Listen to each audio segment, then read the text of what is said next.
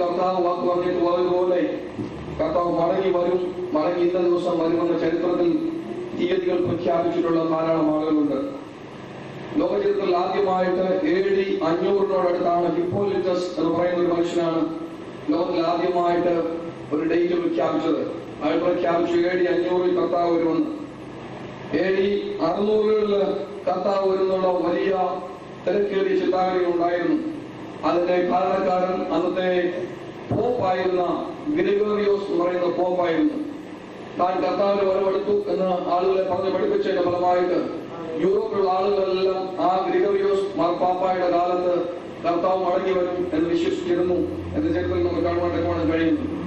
അത് കഴിഞ്ഞിട്ട് പിന്നീട് 10-ാം നൂറ്റാണ്ടിലാണ് കർത്താവിന് മടങ്ങി വരുന്നതിനെ കുറിച്ചുള്ള ഏറ്റവും വലിയ കോളുകൾക്കുകൾ ഉണ്ടായത്.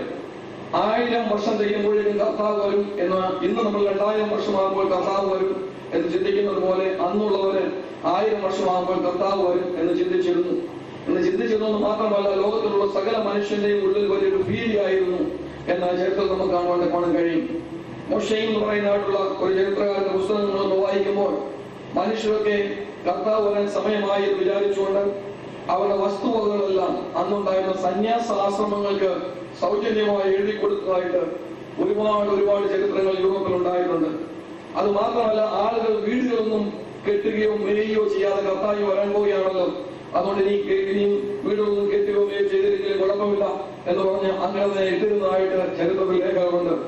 അത് മാത്രമല്ല, അവരുടെ ബിസിനസ്സുകളൊക്കെ നിർത്തിക്കളഞ്ഞതായിട്ട് ചരിത്രത്തിൽ രേഖകളുണ്ട്.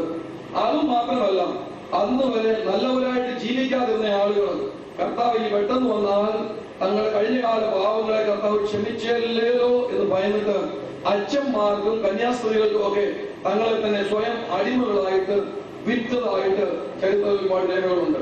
ഒരുപാട് കാര്യങ്ങൾ ആ നാളുകൾ നടക്കുകയുണ്ടായി. ലോകം മുഴുവൻ വലിയ കോളിളക്കമായിരുന്ന നാളുകളിൽ.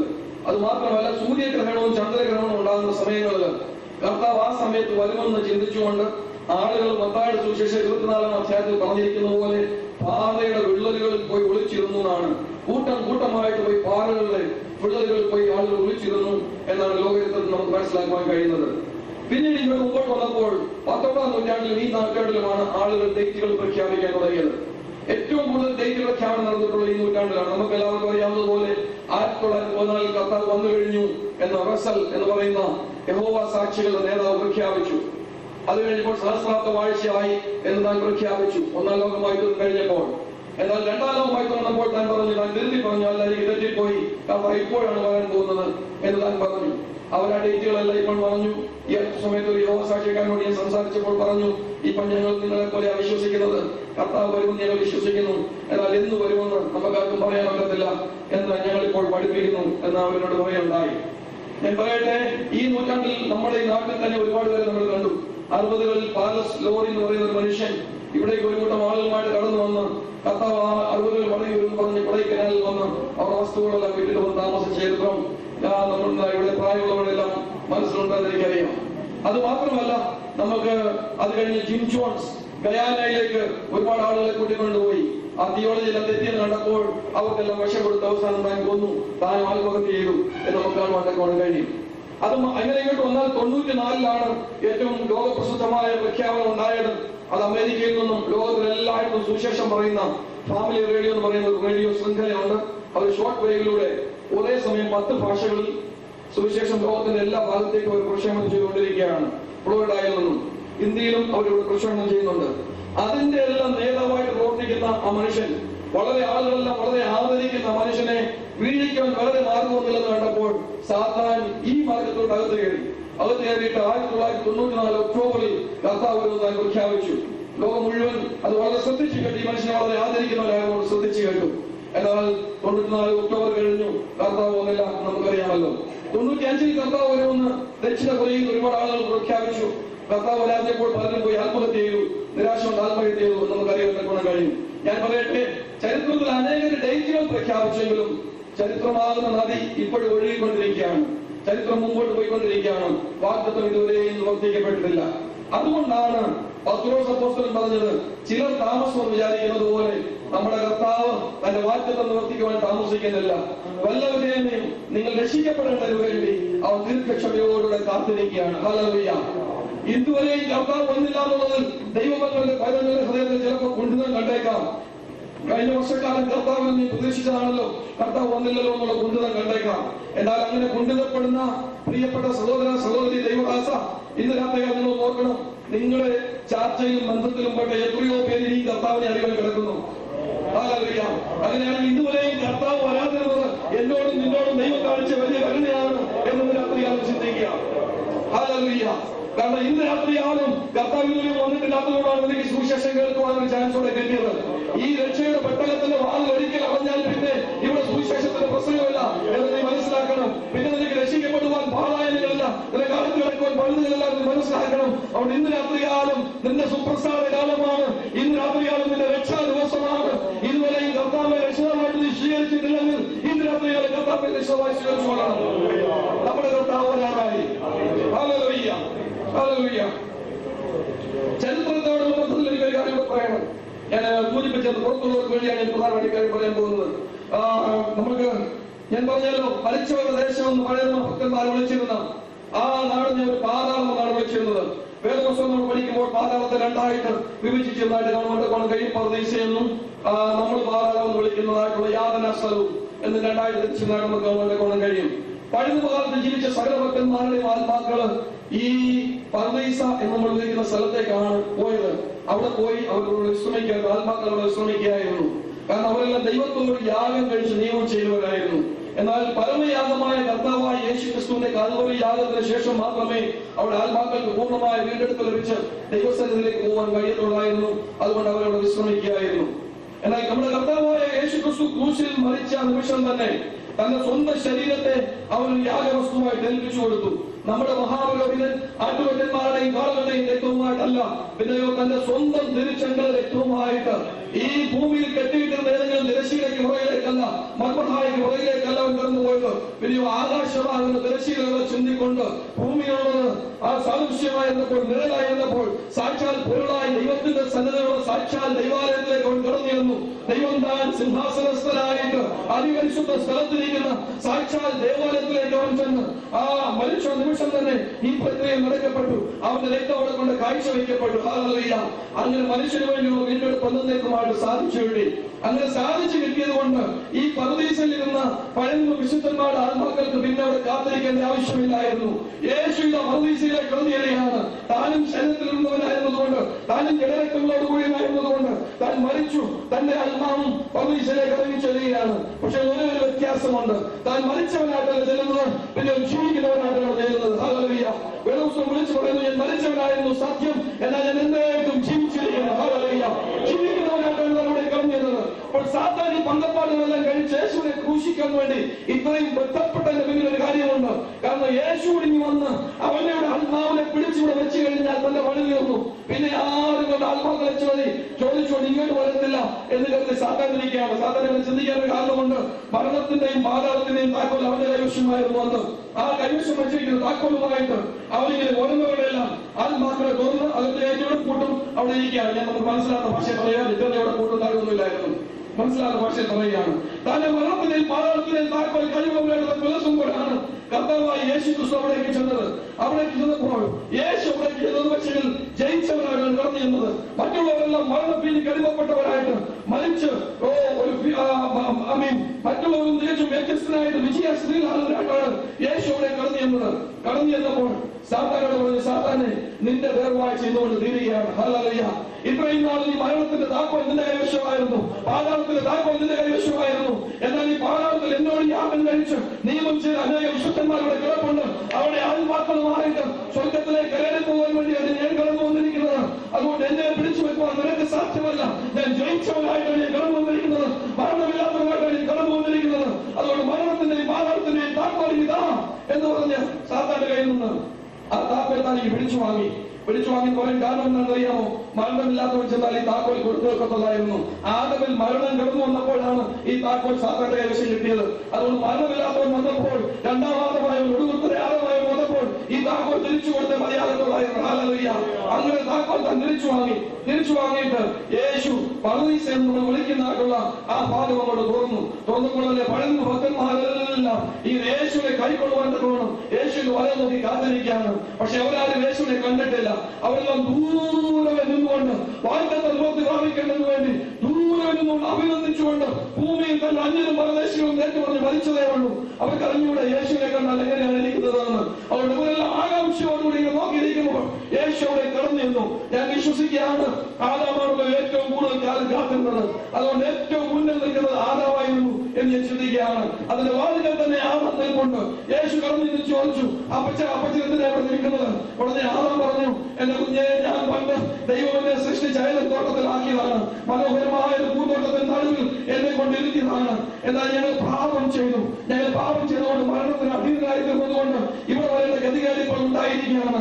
എന്നാൽ അങ്ങനെ ഞങ്ങൾ പാപം ചെയ്തപ്പോൾ ദൈവം ഇറങ്ങി വന്ന് ഞങ്ങൾക്കൊരു മാർഗം കാണിച്ചു തന്നു. ഒരു കൊച്ചാട്ടിൻകുട്ടിയെ പിടിച്ചു കൊന്നിട്ട് അതിനെ യാഗം കഴിച്ചിട്ട് ദൈവം ഞങ്ങളോട് പറഞ്ഞു, നിന്റെ ആയുഷ്കാലം മുഴുവൻ നീ പാപം ചെയ്യുമ്പോൾ അതിന് പരിഹാര മാർഗമായി ഇങ്ങനെ നീ യാഗം കഴിച്ച് എന്നോടുള്ള നിയമത്തെ പുതുക്കിക്കൊണ്ടിരിക്കാമെന്നുണ്ടെങ്കിൽ ഒരിക്കൽ ഞാൻ നിനക്ക് വേണ്ടി ഒരു ആട്ടിൻകുട്ടിയെ ലോകത്തിലേക്ക് വിടും. ഹല്ലേലൂയ. ലോകസ്ഥാപനം മുതൽ അറുക്കപ്പെട്ട ഒരു ആട്ടിൻകുട്ടിയുണ്ട്. ആ ആട്ടിൻകുട്ടിയെ ലോകത്തിലേക്ക് വിടും. അവൻ വരുമ്പോൾ അവന്റെ മുന്നിയാക രക്തം കൊണ്ട് വിമോചനമുണ്ട്. അതുകൊണ്ട് ആ വാഗ്ദത്ത നിവർത്തിക്ക് വേണ്ടി ഞങ്ങൾ കാത്തിരിക്കുകയാണ് എന്ന് യേശു പറഞ്ഞു. ഹല്ലേലൂയ. യേശു പറഞ്ഞു, അതല്ലേ ഞാനാണ് ആ വ്യക്തി. ഹല്ലേലൂയ. ഞാൻ ലോകസ്ഥാപനം നിനക്ക് വേണ്ടി അറുക്കപ്പെട്ട ദൈവത്തിന്റെ കുഞ്ഞാടി ഞാൻ അറുക്കപ്പെട്ട് ഇറങ്ങുന്നിരിക്കുകയാണ്. എന്റെ തിരുരക്തം കൊണ്ട് ദൈവത്തിന്റെ കാഴ്ച വെച്ചിട്ട് നിന്റെ വീണ്ടെടുപ്പ് കടന്നുകൊണ്ടിരിക്കുകയാണ്. അതുകൊണ്ട് വരിക, നിനക്ക് നിന്റെ നിത്യഭവനത്തിലേക്ക് പോകാൻ സമയമായി, വരിക എന്റെ കൂടെ എന്ന് പറഞ്ഞ് യേശുവിന്റെ കൂടെ അതവനെ വിളിച്ചു ചേർത്തു. അത് കഴിഞ്ഞ് നോക്കിയപ്പോൾ ഈ അപ്പച്ചന്റെ മറയിൽ ഈ ഹാബേൽ എന്ന് പറയുന്ന ചെറുപ്പക്കാരൻ അപ്പച്ചന്റെ മറയിൽ നിൽപ്പുണ്ട്. എന്തുവാണ് ഈ വന്ന മനുഷ്യൻ, ഈ അപരിചിതനായ മനുഷ്യൻ എന്റെ അപ്പച്ചനോട് പറയുന്നത് എന്താണെന്ന് നോക്കിക്കൊണ്ട് ഹാബേൽ അവിടെ നിൽക്കുകയാണ്. യേശു എന്ന് ചോദിച്ചു, മോനെ സഹോദര, എന്തിനാണ് നീ ഇവിടെ നിൽക്കുന്നത്? ഉടനെ ഹാബേൽ പറഞ്ഞു, എന്റെ പ്രിയപ്പെട്ടവനെ, ഞാൻ എന്റെ ജീവിതത്തിൽ ഒരു തെറ്റും ചെയ്തിട്ടുള്ള മനുഷ്യനല്ല. ഞാൻ ജനിച്ച നാൾ മുതൽ മരിച്ച നാൾ വരെ നിർമ്മല മനസാക്ഷിയോടുകൂടെ ജീവിച്ചതാണ് ഒരു വ്യക്തിയായിരുന്നു ഞാൻ. എന്നാൽ എനിക്കൊരു പറ്റി. ഞാൻ എന്റെ ചേട്ടച്ചാനോട് യാഗം കഴിക്കാൻ പോയി. ഞാൻ ദൈവത്തിന്റെ വ്യവസ്ഥ പ്രകാരം യാഗം കഴിച്ചു. ചേട്ടൻ സ്വന്തം ഇഷ്ടപ്രകാരം യാഗം കഴിച്ചു. എന്നാൽ എന്റെ യാഗത്തിൽ ദൈവം പ്രസാദിച്ചതുകൊണ്ട് ചേട്ടന് ദേഷ്യം വന്നിട്ട് എന്നെ കൊന്നു കളഞ്ഞു. അങ്ങനെ കൊന്ന് എന്റെ ആത്മാവ് മരണത്തിന് അധീനപ്പെട്ട് ഞാൻ ഇങ്ങോട്ട് വരുമ്പോൾ ദൈവം എനിക്ക് ഒരു വാഗ്ദത്തം തന്നു. എന്താണ് ദൈവം എനിക്കുള്ള വാഗ്ദത്തം അറിയാമോ? ഹാബേലിന്റെ രക്തത്തെക്കാൾ ഗുണകരമായി സംസാരിക്കുന്ന പുണ്യാഹ രക്തം ചൊരിയുവാൻ ഒരിക്കലെടുത്ത് കടന്നു വരും. ഹല്ലേലൂയ. അവൻ കടന്നു വന്ന് അവന്റെ പുണ്യാഹ രക്തം ചൊരിഞ്ഞു കഴിയുമ്പോൾ ഹാബേലിൽ നിനക്ക് വിടുതലുണ്ട്. അതുവരെ നീ മരണത്തിന് അടിമയായിരുന്നാൽ മതി. അത് കഴിയുമ്പോൾ നിനക്ക് നിന്റെ നിത്യ വീട്ടിലേക്ക് പോകാം എന്നെനിക്ക് വാഗ്ദത്തം പറഞ്ഞിരിക്കുന്നത്. അങ്ങനെ ഹാബേലിന്റെ രക്തത്തെക്കാൾ ഗുണകരമായി സംസാരിക്കുന്ന പുണ്യാഹ രക്തത്തെ കാത്തുകൊണ്ട് ഞാൻ അവിടെ കഴിയുകയാണ്. അവന്റെ വരവിനെ നോക്കിക്കൊണ്ട് ഞാൻ കഴിയുകയാണ്. അവൻ പറയുന്നെങ്കിൽ എനിക്ക് എന്റെ വീട്ടിൽ പോകാമായിരുന്നല്ലോ എന്ന് ചിന്തിച്ച് ഞാൻ കഴിയുകയാണ്. ഹല്ലേലൂയ. യേശു പറഞ്ഞു, ഹാബേലേ, ഞാനാണ് വ്യക്തി. എന്റെ ജനങ്ങളെ പുണ്യാഹ രക്തം ചൊരിഞ്ഞ് നിനക്ക് വേണ്ടുന്ന വീണ്ടെടുപ്പ് ഞാൻ കടന്നു വന്നിരിക്കുകയാണ്. അറിയ, നമുക്ക് ഒന്നിച്ചു പോകാമെന്ന് പറഞ്ഞു ഹാബേലിനെ തന്നെ അരികിൽ കൂട്ടി. അതിനെ പുറത്തേക്ക് നോക്കിയപ്പോഴല്ലേ അവിടെ നീ നിൽക്കുകയാണ്. ആളുകൾ ഇങ്ങനെ പന്തിയായി നിൽക്കുകയാണ്. പഴയ പ്രവർത്തന്മാരെല്ലാം നിൽക്കുകയാണ്. സമയമില്ലല്ലോ അല്ലെ ഓരോരുത്തരെ കുറിച്ച് എനിക്ക് വിവരിക്കണമെന്ന് എനിക്ക് വളരെ ആഗ്രഹമുണ്ടായിരുന്നു. ഹല്ലേലൂയ, സ്തോത്രം. അപ്പുറത്ത് നോക്കിയപ്പോൾ നോഹ നിൽക്കുന്നു. നോഹയോട് ചോദിച്ചു, എന്തിനാ അപ്പച്ച അവിടെ നിൽക്കുന്നത്? നോഹ പറഞ്ഞു, അയ്യോ, ഒരു ജീവിതകാലം മുഴുവൻ നീതി പ്രസംഗിയായിട്ട് ജീവിച്ച മനുഷ്യനാണ് ഞാൻ. ഹല്ലേലൂയ. എന്റെ ജീവിതകാലത്താണ് ലോകത്തിൽ ജലപ്രളയം ഉണ്ടായത്. അന്ന് ജലപ്രളയത്തിൽ രക്ഷപ്പെടുവാൻ ഞങ്ങൾക്ക് വേണ്ടി ഒരു കൊച്ചു പെട്ടകം ഉണ്ടാക്കാനുള്ള മാതൃക ദൈവം ഞങ്ങൾക്ക് കാണിച്ചു തന്നു. എന്നാൽ എന്റെ മരണത്തിന്റെ സമയത്ത് എന്റെ ദൈവം എന്നോട് പറഞ്ഞു, ഓരേ ആ പെട്ടകം കൊണ്ട് ആ വെള്ളത്തിന്റെ അക്കരെ മാത്രമേ കിടക്കുവാൻ കൊള്ളത്തുള്ളായിരുന്നു. എന്നാൽ മരണയോർദ്ദാന്റെ അപ്പുറം കിടക്കാൻ ഈ പെട്ടകം കൊള്ളത്തില്ല. നിനക്ക് വേണ്ടി മരണയോർദ്ദാന്റെ അപ്പുറത്തേക്ക് നിന്നെ കൊണ്ടുപോകാൻ കൊള്ളാവുന്ന രക്ഷയുടെ പെട്ടകം ഒരുക്കുവാൻ ഒരു ദിവസം കടന്നു വരും. അവൻ കടന്നു വരുമ്പോൾ ആ പെട്ടകത്തിന്റെ കയറ്റി അപ്പുറത്ത് നിന്നെ കൊണ്ടുപോയിക്കൊള്ളും. അവനെ കാത്തി ഞാൻ ഇരിക്കുകയാണ്. യേശു പറഞ്ഞു, ഞാനാണ് വ്യക്തി. ഞാനാണ് നിനക്ക് വേണ്ടി തുറക്കപ്പെട്ട രക്ഷയുടെ പെട്ടകം. വലിയ എന്നോട് കൊല്ല, നമുക്ക് നിത്യഭവനത്തിലേക്ക് പോകാം. നോഹയും കൂടെ കൂടി മുന്നോട്ട് കഴിയുന്നപ്പോഴല്ലേ അബ്രഹാം, ഇസ്ഹാക്ക്, യാക്കോബ് എല്ലാം കൂടെ ഒന്നിച്ച് നിൽക്കുകയാണ്. തലമുറകൾ ഒന്നിച്ച് നിൽക്കുകയാണ്. യാഗം കഴിച്ച് ദൈവത്തോട് ദൈവം ചെയ്ത് ഒന്നിച്ച് ദൈവത്തിന് വേണ്ടി ജീവിച്ചവർ ഒന്നിച്ച് നിൽക്കുകയാണ്. 3 തലമുറ ഒന്നിച്ച് നിൽക്കുകയാണ്. യേശു ചോദിച്ചു, എന്തിനാണ് നിങ്ങൾ മുഴുവൻ ഒന്നിച്ച് നിൽക്കുന്നത്? വളരെ ആകാംക്ഷയുള്ള മുഖത്ത് അബ്രഹാം പറഞ്ഞു, ഒരു ജീവിതകാലം മുഴുവൻ എന്നെ വിളിച്ചിറങ്ങിയ നാൾ മുതൽ അനേക വർഷം കൊണ്ടാണ് എന്നെ കൊണ്ടെത്തുകയെന്ന് പറഞ്ഞ വാഗ്ദത്ത ദേശത്ത് ഞാൻ ചെന്നെത്തിയത്. ആ 25 വർഷക്കാലത്ത് നീണ്ട യാത്രയ്ക്കുള്ളത് എന്റെ ദൈവം കൊണ്ടാകുന്നവരാണെന്ന് ശരിക്കും തിരിച്ചറിയുവാണ് ദൈവം എന്റെ ജീവിതത്തിൽ അവസരങ്ങൾ തന്നു. അങ്ങനെ എന്റെ ദൈവത്തെ ഞാൻ തിരിച്ചറിഞ്ഞത് കൊണ്ട് ഞാൻ എന്റെ വാഗ്ദത്ത ദേശത്ത് ചെന്നപ്പോൾ, ദൈവം പറഞ്ഞ വാഗ്ദത്ത ദേശത്ത് ചെന്നപ്പോൾ എനിക്ക് ആ ദേശത്തോടുള്ള ആശയം പോയി. എനിക്ക് ആ ദേശത്തോടുള്ള ആശ പോയി. ആ ദേശത്ത് ഒഴുകുന്ന പാലുണ്ടായിരുന്നു, പക്ഷെ എനിക്ക് ആ പാലിനോട് ആശ തോന്നിയില്ല. ആ ദേശത്ത് ഒഴുകുന്ന തേനുണ്ടായിരുന്നു, പക്ഷെ എനിക്ക് ആ തേനോട് ആശ തോന്നിയില്ല. എന്റെ ആശ എല്ലാം എന്റെ ദൈവത്തോട് മാത്രമായിട്ട് ഉയർന്നു. അതുകൊണ്ട് എന്റെ ആഗ്രഹം നഷ്ടപ്പെടുന്നതുകൊണ്ട് ഞാൻ വാഗ്ദത്തദേശത്തിൽ നിന്നും അന്യനും പരദേശവും ഏറ്റു പറഞ്ഞുകൊണ്ട് ദൈവം ശില്പിയായി നിർമ്മിച്ചതും അടിസ്ഥാനപരമായ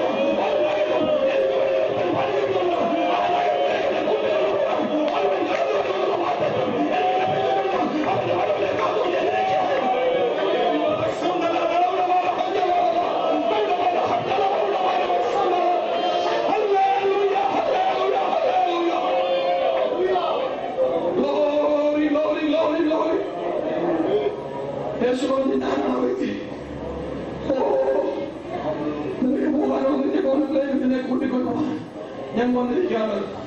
വലിയ അങ്ങനെ ഓരോരുത്തർക്കും സാക്ഷികൾ പറയാനുണ്ട്. സമയമുണ്ടാണെങ്കിൽ ഓരോരുത്തരെ കുറിച്ച് വിവരിക്കാമായിരുന്നു. എല്ലാവരും കൂടി യേശുവിന്റെ കൂടെ കൂടി അവിടെ എല്ലാ ആത്മാക്കളെയും ഒന്നിച്ച് യേശു ദൈവത്തിന്റെ സന്നിധിയിലേക്ക്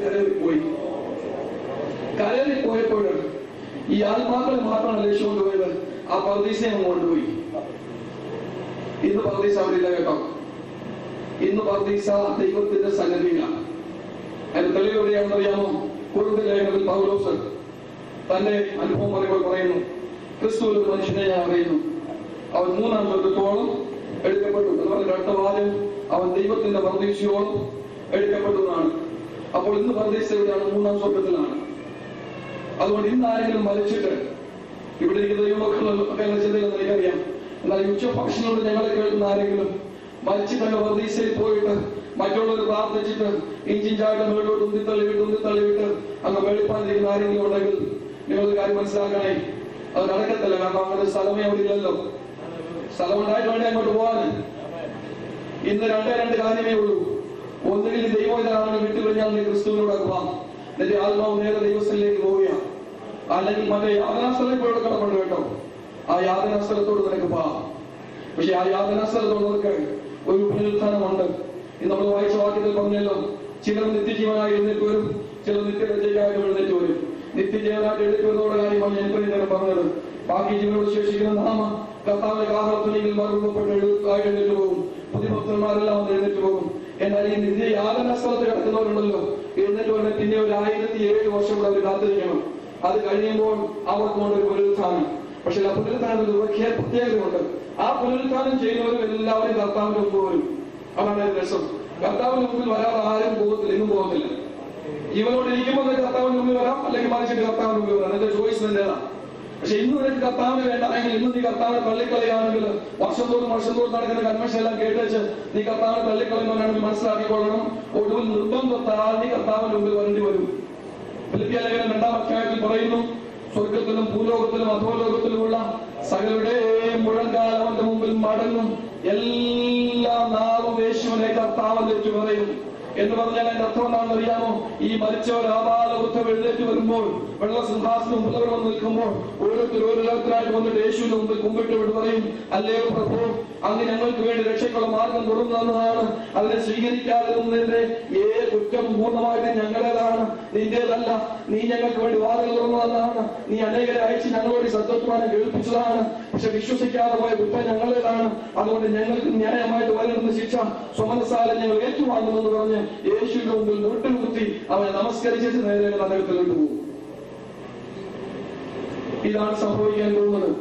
അതുകൊണ്ട് ഇന്ന് രാത്രികാലം ദൈവം നമുക്ക് വേണ്ടി, ദൈവം രക്ഷിക്കപ്പെട്ടിട്ടുള്ള ദൈവജനമേ, ഈ പ്രദേശത്തുള്ള പ്രിയപ്പെട്ടവരെ നിങ്ങൾക്ക് വേണ്ടി ദൈവം ഇന്ന് രാത്രികാലം ഒരു അവസരം ഒരുക്കി തന്നിരിക്കുകയാണ്. ഒന്നിൽ നിനക്ക് ഇന്ന് രാത്രികാലം യേശുവിന്റെ മുന്നിൽ മുട്ടുകൊട്ടാം. ചുമരസാലെ ഹല്ലേലൂയ.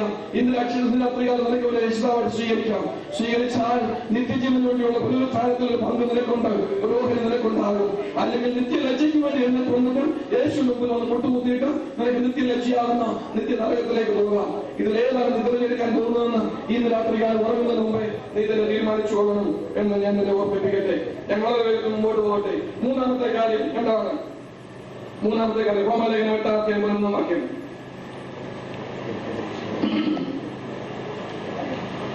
ഒന്ന് Corinthians 15 യേശുവിനെ മരിച്ചവരിൽ നിന്ന് 1 Corinthians അതിന്റെ 20 വാക്യം നമുക്ക് വായിക്കാം. എന്നാൽ ക്രിസ്തു നിദ്ര കൊണ്ടവരിൽ ആദ്യഫലമായി മരിച്ചവരുടെ ഇടയിൽ നിന്ന് ഉയർത്തിരിക്കുന്നു.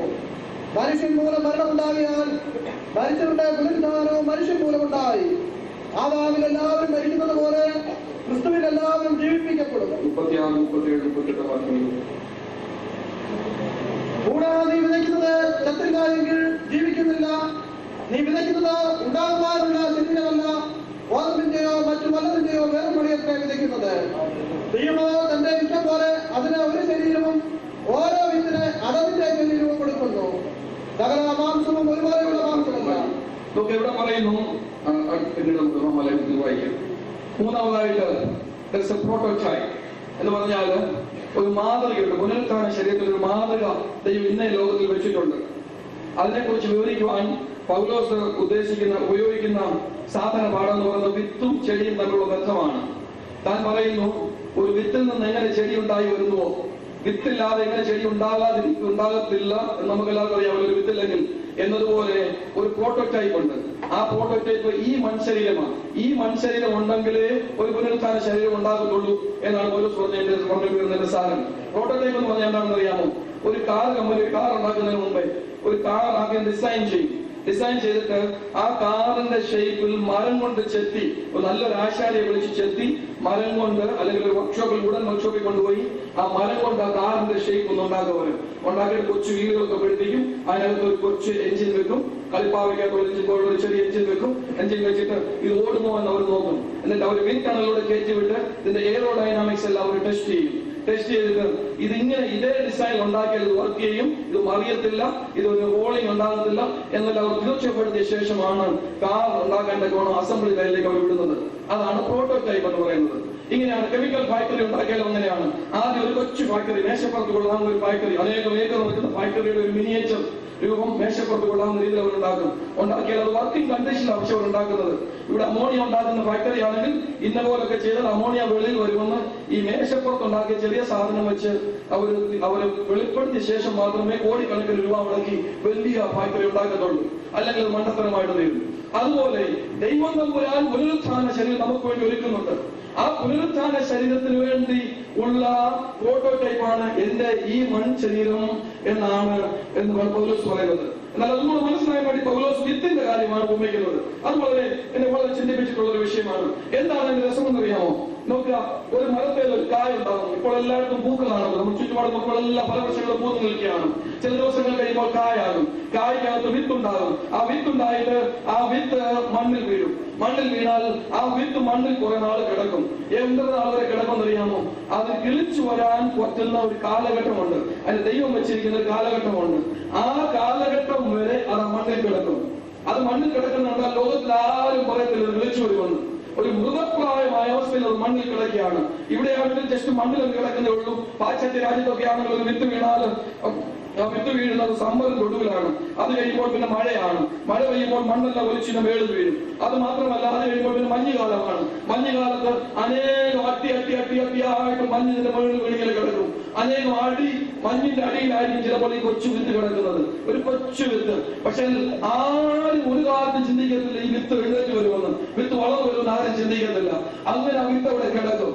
പക്ഷെ ആ വിത്ത് കുറെ നാൾ അവിടെ കിടക്കും. മഞ്ഞുകാലം മുഴുവൻ അത് മൃഗപ്രായമായി അവിടെ കിടക്കും. എന്നാൽ മഞ്ഞുകാലം തീരാറാകുമ്പോഴുണ്ടല്ലോ, ഇതിനകത്ത് ദൈവം ചില സെൻസറുകൾ വെച്ചിട്ടുണ്ട്. അവിടെയാണ് രഹസ്യം കിടക്കുന്നത്. ഈ കൊച്ചു കടുകുമണി ഉണ്ടല്ലോ, നിങ്ങൾ ഈ കടുക് വറക്കുന്ന കൊച്ചു കടുകുണ്ടല്ലോ, അത് നിങ്ങൾ ദൈവം ചെയ്തേക്കുന്ന എഞ്ചിനീയറിംഗ് എത്ര ശ്രേഷ്ഠമാണെന്ന് കണ്ടുപിടിക്കാൻ ലോകത്തിൽ ഒരു ശാസ്ത്രജ്ഞന് ഇതുവരെ കഴിഞ്ഞിട്ടില്ല.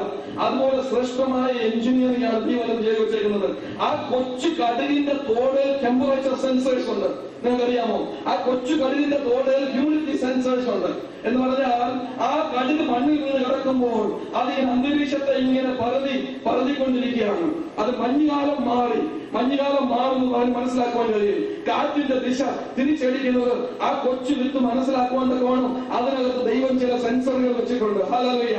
ആ കാറ്റ് തിരിച്ചടിക്കുമ്പോൾ അതിന്റെ സെൻസർ ഒന്ന് മനസ്സിലാക്കും, എടാ മഞ്ഞുകാലം തീരാറായി. അത് കഴിയുമ്പോൾ ഭൂമിയുടെ ഊഷ്മാവ് കൂടിക്കൂടി വരുമ്പോൾ അതിനകത്ത് സെൻസർ പിടിച്ചെടുത്തിട്ട് മനസ്സിലാക്കും, മഞ്ഞുകാലം തീർന്നു, ഇതാ വസന്തകാലമായി, എന്റെ ഉറക്കം തീരാൻ കാലമായി, എനിക്ക് എഴുന്നേറ്റ് വരാൻ കാലമായി, എനിക്ക് കിളിക്കാൻ കാലമായി എന്ന് വിചാരിച്ചുകൊണ്ട് അതിനകത്തെ സെൻസേഷൻ കൊണ്ട് റെസ്പോണ്ട് ചെയ്ത് കഴിയുമ്പോൾ ഇങ്ങനെ എല്ലാവരും ചത്തുപോയ വിത്താണെന്ന് പറഞ്ഞുകൊണ്ടിരിക്കുമ്പോൾ ഇതാ നമ്മുടെ കണ്ണിന് മുമ്പിൽ ഒരു ദിവസം ഇതാ പെട്ടെന്ന് അതിന് തോട് പൊട്ടിച്ച് അത് പുറത്തേക്ക് വരും. ഹല്ലേലൂയ. ഒരു തലി മേലോട്ട് പോകും, ഒരു തലി താഴോട്ടും പോകും. താഴോട്ട് പോകുന്നത് വേരായിട്ട് തീരും, മുകളിലോട്ട് പോകുന്നത് ഇലയായിട്ടും തീരും. ഇതുപോലെയാണ് എന്റെയും നിന്റെയും ശരീരം. ഹല്ലേലൂയ.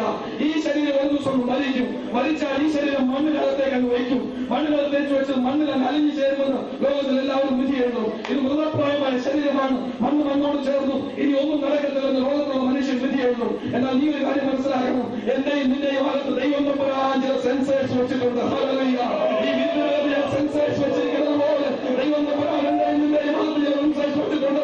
ചില നാളുകളുടെ കിടക്കും. ഹല്ലേലൂയ. നമ്മൾ കുറഞ്ഞാൽ ചില നാളുകളുണ്ട്, നമ്മൾ കുറവാൻ ചില നാളുകളുണ്ട്. നമ്മുടെ ശീലകാലം എത്ര നമുക്ക് പറയാൻ പറ്റത്തില്ല. എന്നാൽ നമ്മുടെ വസന്തകാലം വരുന്നുണ്ട്. നമ്മുടെ വസന്തകാലം ഏതാണെന്ന് അറിയാമോ? ഈ വിശ്വവിന്റെ ലോകം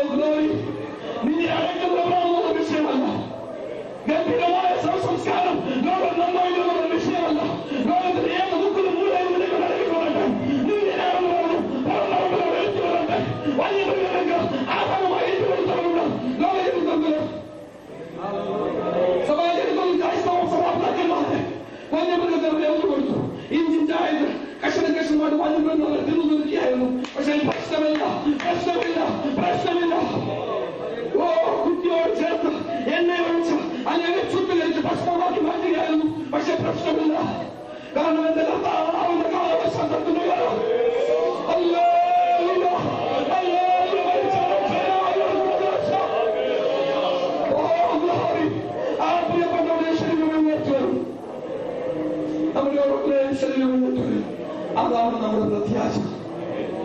ഹല്ലേലൂയ. സമയങ്ങളിൽ ഞാൻ ഓടിപ്പോവുകയാണ്. പെട്ടെന്ന് പറഞ്ഞിരിക്കുന്ന പറഞ്ഞിട്ട് ഞാൻ നിർത്താം. റോമാലേഖനം വായിച്ചു.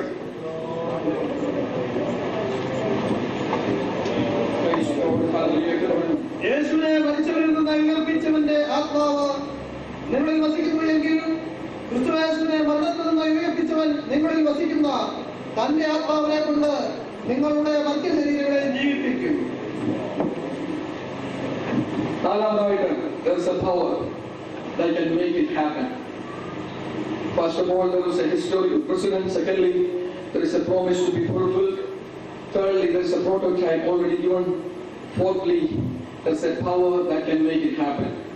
ഇതിനെ പ്രവർത്തിഭാഗത്തിൽ കൊണ്ടുവരുവാൻ കഴിയുന്ന ഒരു ശക്തിയുണ്ട് എന്ന് വേദപുസ്തകം പറയുന്നു. നമ്മൾ വായിച്ച വാക്യം പറയുകയാണ്, യേശുവിനെ മരിച്ചവരിൽ നിന്ന് ഉയർപ്പിച്ചവന്റെ ആത്മാവ് നിങ്ങൾ വസിക്കുന്നുവെങ്കിൽ അതേ ആത്മാവിനാൽ നിങ്ങളുടെ മൃത്യശരീരങ്ങളെയും അവൻ ഒരു ദിവസം ജീവിപ്പിക്കും. പരിശുദ്ധാത്മാവിന്റെ ശക്തി എത്രമാത്രമാണ് ലോകത്തിൽ ആർക്കും അറിഞ്ഞുകൂടാ. ലോക ചരിത്രത്തിൽ പരിശുദ്ധാത്മാവിന്റെ ശക്തിയുടെ പ്രവാഹം ഏറ്റവും ശക്തമായി അനുഭവിക്കപ്പെട്ടത് സൃഷ്ടിയിലാണ്. ആ ശക്തിയുടെ പ്രവാഹത്താലാണ് ഈ പ്രപഞ്ചത്തിൽ കാണുന്ന സകലം ഉണ്ടായത്. ശാസ്ത്രകാരന്മാർ വിളിക്കുന്ന ബിഗ് ബാങ് തിയറി എന്ന് വിളിക്കുന്ന ആ ബിഗ് ബാങ് ഉണ്ടാക്കിയത് ദൈവത്തിന്റെ പരിശുദ്ധാത്മാവാണെന്ന് ദൈവത്തിന്റെ വേദന അറിയാം. എന്നാൽ പിന്നീട് ചരിത്രത്തിൽ പലപ്പോഴും ആ പരിശുദ്ധാത്മ ശക്തിയുടെ പ്രവാഹം ഉണ്ടായിട്ടുണ്ട്. യേശു പുനരുത്ഥാനം ചെയ്ത ദിവസം യേശു മാത്രമല്ല പുനരുത്ഥാനം ചെയ്തത്, വേറെ പലരും പുനരുത്ഥാനം ചെയ്തു പോയി. കാരണം എന്താണെന്ന് അറിയാമോ? യേശുവിനെ പുനരുത്ഥാനം ചെയ്യിക്കാൻ വേണ്ടി അവിടെ വ്യാപരിച്ച ദൈവത്തിന്റെ പരിശുദ്ധാത്മാവിന്റെ ശക്തിയുടെ ബാക്കി ഉണ്ടായിരുന്നത് കൊണ്ടാണ് ബാക്കി പലരും എഴുന്നേറ്റ് വന്നത്. പറഞ്ഞു പോയി നിങ്ങൾ മനസ്സിലായോ? യേശുവിനെ മരിച്ചവരിൽ നിന്ന് പുറത്തു കൊണ്ടുവരാൻ വേണ്ടി ദൈവം അയച്ച പരിശുദ്ധാത്മ ശക്തിയുടെ അവശിഷ്ടം മതിയായിരുന്നു വേറെ പലരെയും വന്ന് മരണത്തിന്റെ കല്ലറകളെ പൊട്ടിച്ച് പുറത്തു കൊണ്ടുവരുവാൻ. അതുകൊണ്ടാണ് അനേകർ ജീവിച്ചെഴുന്നേറ്റ് അനേകർക്ക് പ്രത്യക്ഷമായത്. എന്നാൽ ഈ പരിശുദ്ധാത്മാവിന്റെ ശക്തിയുടെ ഏറ്റവും വലിയ വ്യാപാരം ഇനി നമ്മൾ കാണാനിരിക്കുന്നതേ ഉള്ളൂ. ആ ശക്തിയുടെ ആവശ്യകത എന്താണ് എന്ന് നിങ്ങൾ ചോദിച്ചേക്കാം. ഞാൻ പറയാം. ഞാൻ 2 മിനിറ്റ് കൊണ്ടിരിക്കാം, 3 മിനിറ്റ് കൊണ്ടിരിക്കാം. നിങ്ങൾ വണ്ടി പോകാൻ സമയമാണെങ്കിലും 2 മിനിറ്റ് കൊണ്ട് കേൾക്കണം. നോക്കുക, നമ്മളെല്ലാം ഈ ഭൂമിയിൽ വസിക്കുന്നത്. നമ്മളെല്ലാം സ്വർഗത്തിൽ പോകുന്ന പറയുമ്പോൾ നമ്മൾ മേളിലോട്ടാണ് പോകേണ്ടത്. നമുക്ക് മേളിലോട്ട് പോകണമെങ്കിൽ നമ്മൾ താഴോട്ട് പിടിച്ചു വലിക്കുന്ന ശക്തിയുണ്ട്. ഭൂമിയുടെ ആകർഷണ ശക്തിയുണ്ട്. ഈ ആകർഷണ ശക്തിയെ ഭേദിച്ചിട്ട് വേണം നമുക്ക് മുകളിലോട്ട് പോകാൻ. അത് മനസ്സിലാക്കണം. ഇന്ത്യക്ക് ഇന്ന് റോക്കറ്റ് ഉണ്ട്. ഇന്ത്യയുടെ റോക്കറ്റും കൊണ്ട് 20 കിലോ ഉള്ള ഒരു ഉപഗ്രഹത്തെ മുകളിലോട്ട് വിടാം. മുകളിലോട്ട് ഒരു 200 മൈൽ മുകളിൽ വരെ കൊണ്ടുപോകാൻ ഇന്ത്യയുടെ റോക്കറ്റിന് കഴിവുണ്ട്. അമേരിക്കയ്ക്ക് സ്പേസ് ഷട്ടിലുണ്ട്. ആ സ്പേസ് ഷട്ടില് ഒരു 3-4 മാക്സിമം 7 പേരെ വരെ കയറ്റി 350 മൈൽ ഉയർന്നു വരെ കൊണ്ടുപോകാനുള്ള കഴിവ് ആ സ്പേസ് ഷട്ടിലിന്റെ എഞ്ചിനുകൾക്കുണ്ട്. അത്രേ കഴിവാനുള്ളൂ. അത് കഴിയുമ്പോൾ അതിന്റെ ശക്തി തീർന്നു പോയി. ഇന്ത്യയുടെ റോക്കറ്റിന്റെ ശക്തി 200 മൈലിൽ തീർന്നു പോയി, കത്തിയെറിഞ്ഞു പോകും. മനുഷ്യനെ ചന്ദ്രനിൽ വിടാൻ വേണ്ടി അമേരിക്കക്കാരും റഷ്യക്കാരും കണ്ടുപിടിച്ച റോക്കറ്റാണ് ലോകത്തിലെ ഏറ്റവും വലിയ റോക്കറ്റ്. അമേരിക്കക്കാരെ മനുഷ്യനെ ചന്ദ്രൻ വിട്ട റോക്കറ്റിന്റെ മാതൃക അതുപോലെ തന്നെ ഇരിക്കുന്നത് അവരുണ്ടാക്കി അവിടെ വെച്ചിട്ടുണ്ട്. അത് ഞങ്ങളെല്ലാം പോയി പലരും പോയി കണ്ടിട്ടുണ്ട്. അമേരിക്കയിലുള്ളവർക്ക് പോയി കാണാറുണ്ട്. അത് ചെന്ന് കണ്ടാൽ കാണുവാൻ കഴിയുന്ന ഒരു കാര്യമുണ്ട്. 5 നില കെട്ടിടത്തെക്കാൾ ഉയരം ഉണ്ടായിരുന്നു ആ റോക്കറ്റിന്. അതിന്റെ 1ാം ഘട്ടം സെക്കൻഡുകൾ കൊണ്ട് എരിഞ്ഞു തീർന്ന അതിന്റെ 1ാം ഘട്ടത്തിന് 20 ലോകം ശരിയാണെങ്കിൽ 18 or 20 അടി വ്യാസമുണ്ട്. എന്ന് പറഞ്ഞാൽ 3 മനുഷ്യൻ നിന്നാലും അതിന്റെ വേളി കിട്ടത്തില്ല. അതുപോലെ ഒരു ഭീമാകാരമായ ഒന്നാണ് അതിന്റെ 1ാമത്തെ ഘട്ടം. അതിന് 5 മോട്ടറുകൾ ഘടിപ്പിച്ചിട്ടുണ്ട്. അത് കഴിഞ്ഞ് 2ാം ഘട്ടം 3ാം ഘട്ടം എരിഞ്ഞു കഴിയുമ്പോഴാണ് അവർ ചന്ദ്രനിലേക്കുള്ള യാത്ര തുടരുന്നത്.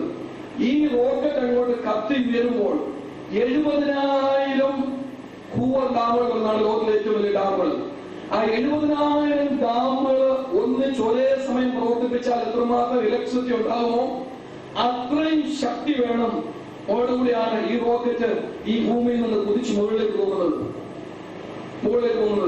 പൊങ്ങിയാൽ അത് ഒരു 56-57 സെക്കൻഡ് കഴിയുമ്പോൾ 1ാമത്തെ ഘട്ടം എരിഞ്ഞു തീരും. അത് കഴിഞ്ഞ് 2ാം ഘട്ടം വരികയും അങ്ങനെയാണ് ഒരു മുകളിലേക്ക് പോകുന്നത്. ഈ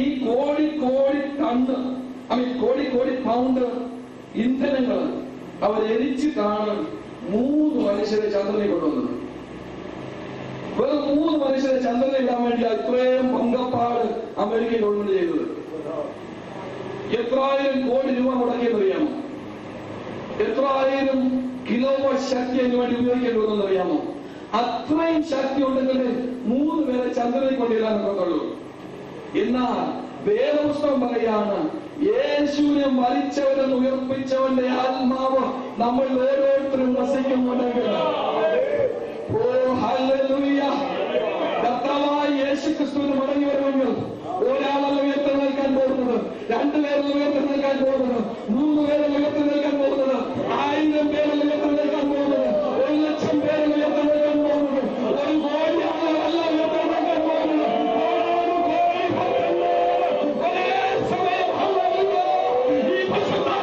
ശക്തി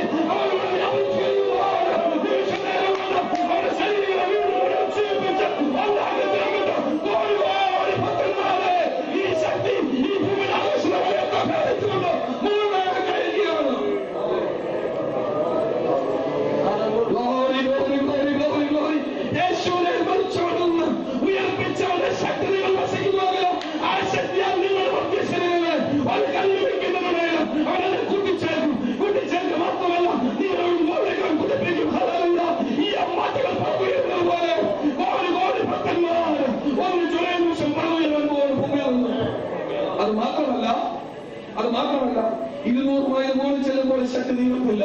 300 മൈൽ മുകളിൽ ചെല്ലുമ്പോൾ ശക്തി തീരത്തില്ല. 1,00,000 മൈൽ മുകളിൽ ചെല്ലുമ്പോൾ ശക്തി തീരത്തില്ല. ഓ സൈമൺ സാറിന്റെ ഒരു മണി ഞാൻ കടമെടുത്തുകൊള്ളട്ടെ. ഓടിന്ന് കോടി വാനഘോരങ്ങളെ താണ്ടിക്കൊണ്ട് കോടി കോടി ഭക്തന്മാർ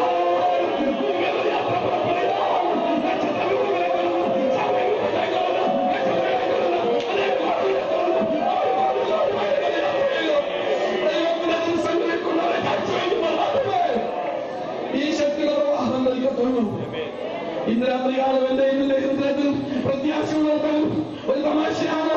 എന്റെ ഇതിന്റെ ഹൃദയത്തിലുള്ള പ്രത്യാശ നിസ്സാരമാണോ? ഇന്നുവരെ ഈ പ്രത്യാശ പങ്കെടുക്കും. ഈ പ്രത്യാശ പങ്കെടുക്കും. കഴിഞ്ഞിട്ടില്ലാത്ത ആരെങ്കിലും രാത്രികാലം ഉണ്ടല്ലോ. ഒരു നിമിഷം നമ്മൾ അടച്ചാട്ട് ഇപ്പോൾ നിങ്ങളുടെ കാര്യങ്ങളൊക്കെ പ്രാർത്ഥിക്കാൻ പോവുകയാണ്. ഇന്ന് രാത്രികാലം എന്റെ യേശു മടങ്ങി വരാം. ഇന്ന് രാത്രികാലം കാഹളം പൊളിച്ചു വരാം. ഇന്ന് രാത്രികാലം ഞാൻ പറഞ്ഞ കാര്യങ്ങളെല്ലാം നടന്നു വരും. ഇന്ന് രാത്രികാലം പുനരുത്ഥാനത്തെ ശക്തി വ്യാപരിച്ചു വരാം. ഇന്ന് രാത്രികാലം കള്ളവെള്ളം വരാം. ഇന്ന് രാത്രികാലം നിത്യജീവനിലേക്ക് ഓരോ പ്രതിമാറും രാത്രിയായി മാറി വരാം. എന്നാൽ എനിക്ക് പങ്കില്ല.